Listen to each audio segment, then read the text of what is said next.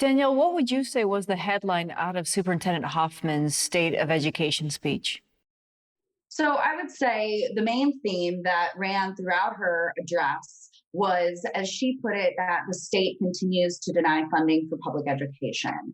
So, one of the main ways that the state is not fully funding public education is because remote learners are not being funded at the same level as in person learners. So, this is an issue that is affecting public schools throughout the state, and schools could stand to lose as much as $500 million if remote learners are not funded at the same level as in person students. As legislators move into this session, what is she tasking them with or asking them to do, given that Prop 208 monies essentially remain in limbo at this point? What sort of funding mechanisms will she be looking for?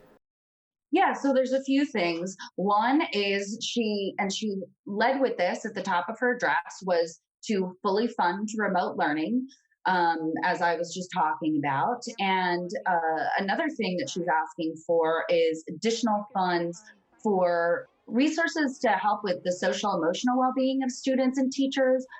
So she's pushing for an extra $43 million for this state's school safety grant program, which would more than double the current funding. And she said that that would add 355 counselors or social workers to schools throughout the state.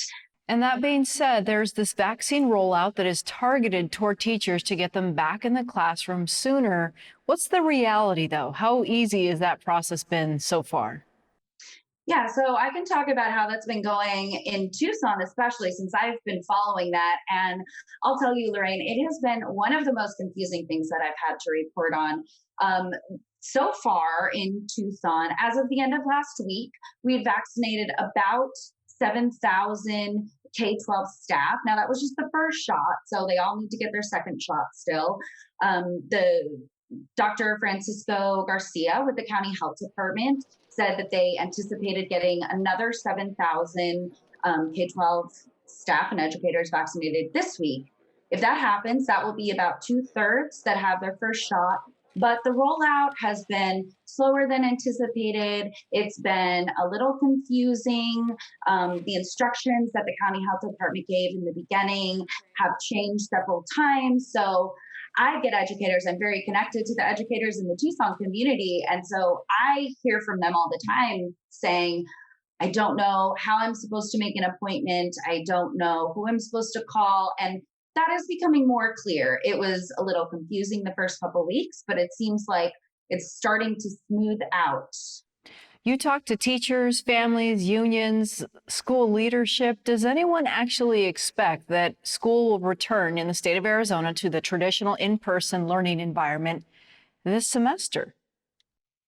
No, I do not think so. Not traditional in person learning. I think that many school districts are hoping that they can at least have some type of hybrid going by the last quarter of this school year. And it seems like most school districts are really hoping that they can start traditional school at the beginning of next school year, and that would be in basically in the beginning of August. All right. Are there other roadblocks that you're learning about through your reporting with a hybrid online in-person instruction? I mean, is staffing an issue? Yes, staffing is one of the greatest kind of roadblocks to returning to in-person learning. And that's because not only from teachers and staff getting coronavirus, but also because of all the people that end up having to quarantine. So there have been school districts that, while they're just doing hybrid in-person learning, have had more than 100 staff members quarantining on the same day.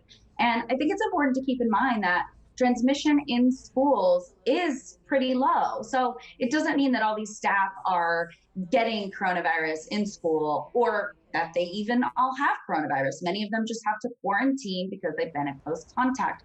But with so many people in the community catching the virus, there ends up being a lot of staff out quarantining at one time. And then to make matters more complicated, there are not enough substitutes to fill in.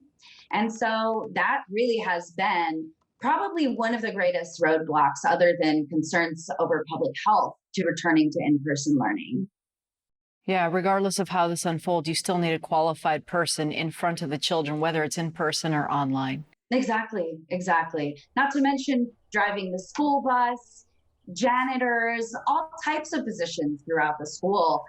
People end up having to quarantine, and so there's not enough people to run a school sometimes. All right, Danyelle Khmara, education reporter from the Arizona Daily Star. Thank you. Thank you so much for having me.